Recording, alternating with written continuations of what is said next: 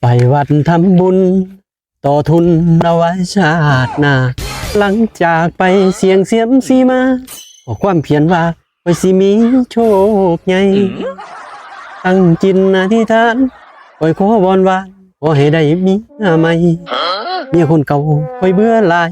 อยากไปไกลๆหนีไปทุกวันข่อยกระบึงคือกันเตรียมสีนั้นขอตามเขียนไว้